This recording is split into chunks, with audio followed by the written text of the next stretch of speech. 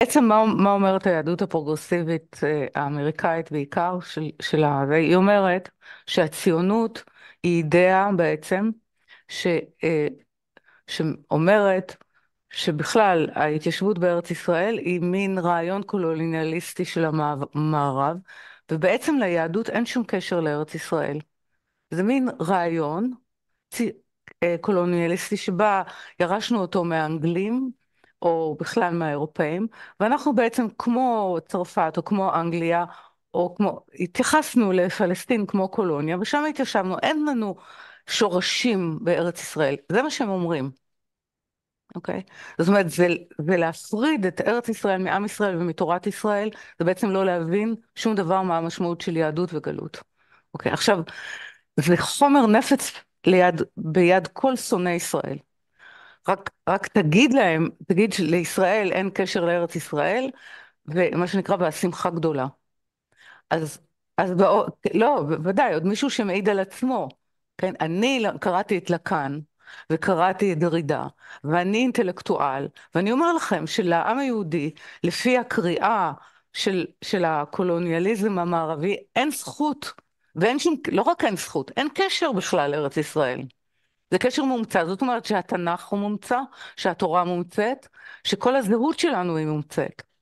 זאת אומרת, אז זה טיעון שבא מאיתנו, מחלק מאיתנו, הוא באמת, הנזק שלו הוא לא ישוער, וחייבים להילחם בזה עד חורמה.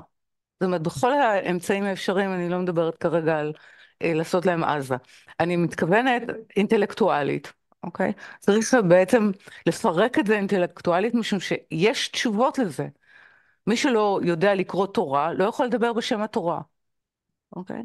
ובטח זה לא הלבוש בשם... חסדים בעצם? סליחה? ה- נכון? החיבור עם התורה זה הלבוש חסדים? החיבור עם התורה הוא לבוש חסדים, והוא קושר אותנו לארץ ישראל, כי ארץ ישראל היא לא רק מצב פיזי של התיישבות פיזית.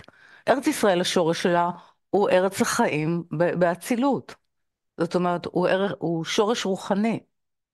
השורש הרוחני של לקשור את השורש לענף, שמאפשר בעצם לנו להשיג רק במקום הזה, זה הוויכוח עם יוסף, אם תרצה, ריבונות רוחנית, שתאפשר לנו בעצם למלא את התפקיד שלנו כלפי העולם.